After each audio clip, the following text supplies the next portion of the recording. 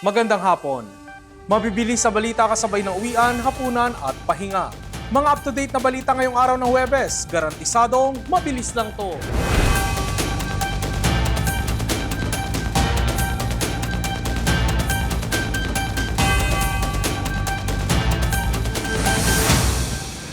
Pinaaksyonan ng Malacanang sa National Bureau of Investigation o NBI ang kumakalat online na umano'y pekeng medical report kaugnay sa sakit ni Pangulong Bongbong Marcos at paghahanda ng palasyo sa impeachment complaint ng Pangulo.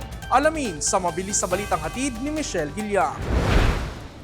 Ipinauubaya na ng Malacanang sa National Bureau of Investigation ang investigasyon para matukoy ang nasa likod ng umano'y peking medical report kaugnay ng iniindang sakit ni Pangulong Marcos.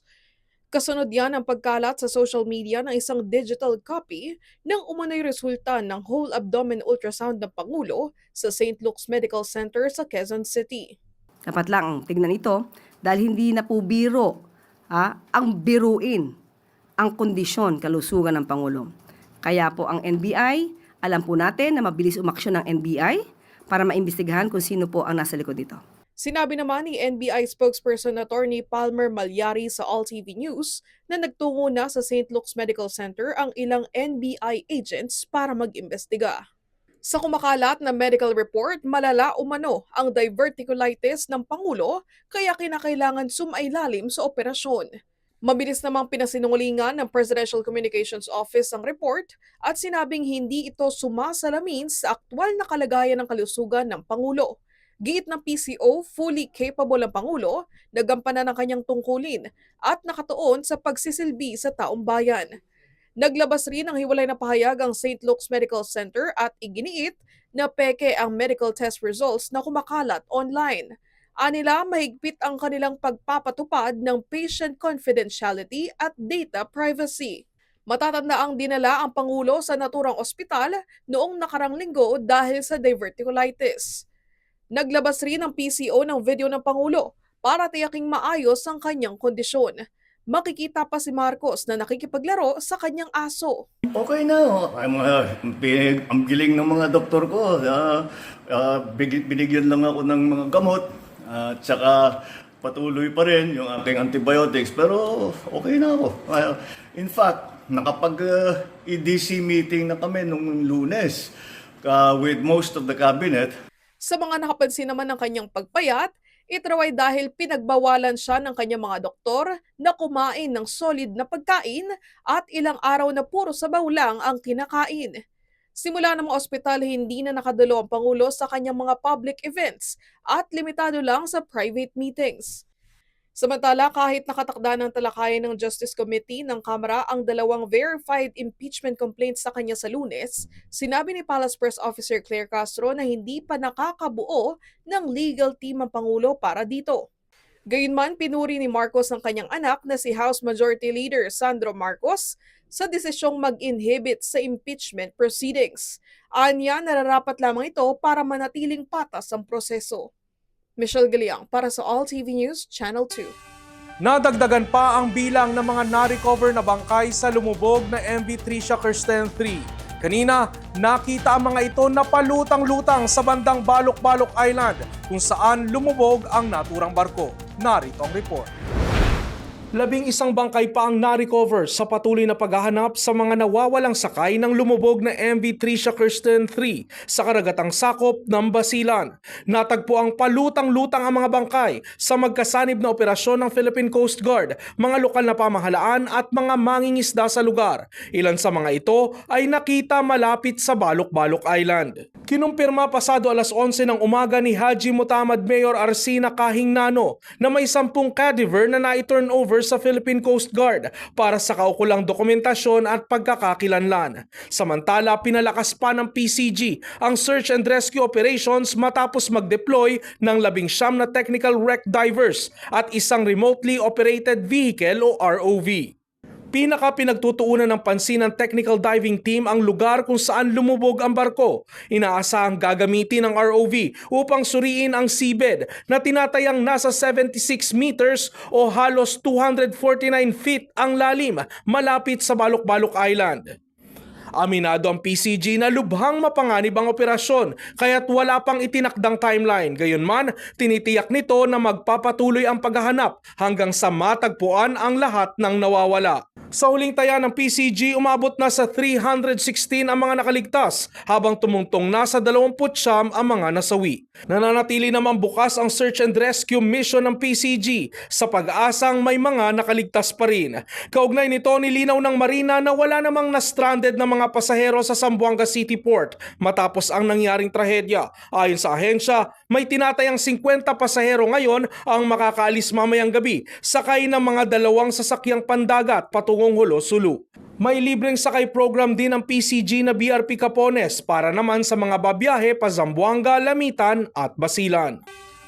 Sa iba pang mga balita, initial screening sa main entrance ng Iloilo International Airport tinitingnang ibalik matapos ang insidente ng pamamaril kahapon.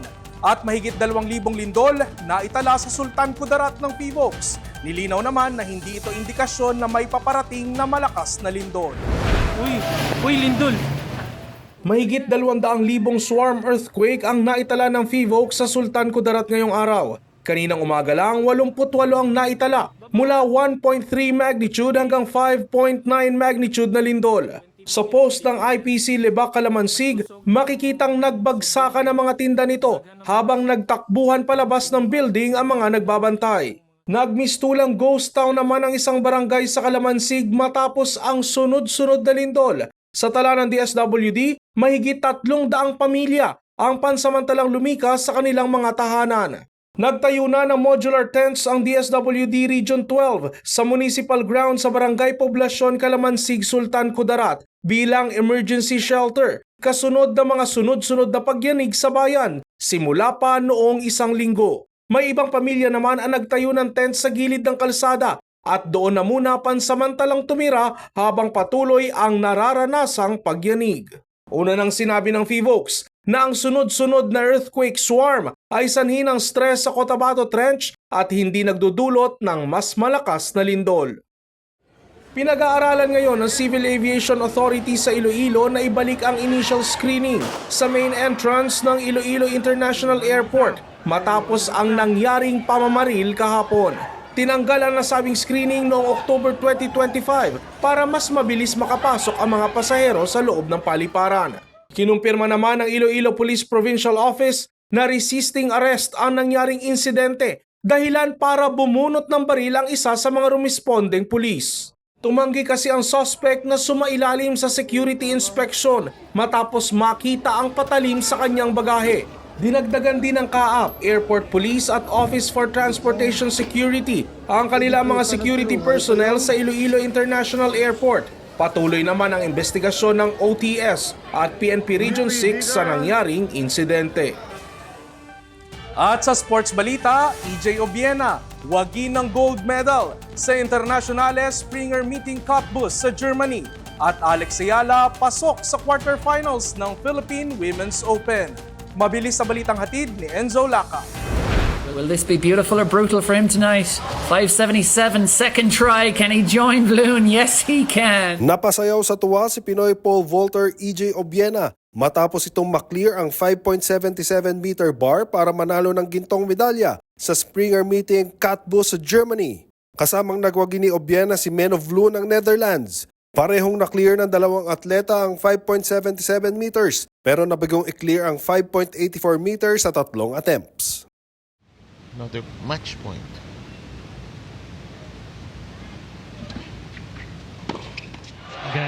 Pasok na si Pinay tennis star Alex Ayala sa quarterfinals ng Philippine Women's Open. Kahapon, tinalo ng 20 anyos na dalaga si Jimeno sa Katsume 6-4-6 love. Dikitan man ang score sa first set ay nakuha ito ni Ayala at dinomina ang second set. I was in a lot of tough positions this match, especially in the first set. But I'm really happy with how I fought through it. I think there were definitely some points na parang sa kanya na, but I was able to steal a couple and that's what pushed me through in the end. Pinaghahandaan naman ni Ayala ang susunod nitong laban kontra kay Camila Osorio sa quarterfinals. The next match is definitely going to be difficult. I think she's a very experienced and very, very good player, very skilled player. You know, I think it's going to be a battle like every match. And yeah, excited also. It feels good to have those 2 wins here at home, especially it being the first edition of the WTA here. But yeah, and the expectations are still the same. My goals are still the same, which is to do my best during the next match. Enzo Lacap, All TV News, Channel 2. At yan ang mga up-to-date na balitang nakalap ng All TV News ngayong hapon. Para sa iba pang balitang mabilis, bisitahin ang aming website, alltv.ph/news. I-like at i-share din ang aming social media accounts. At mapapanood nyo na rin kami sa Planet Cable Channel 3. Ako si Ralph Lopez. Magandang hapon.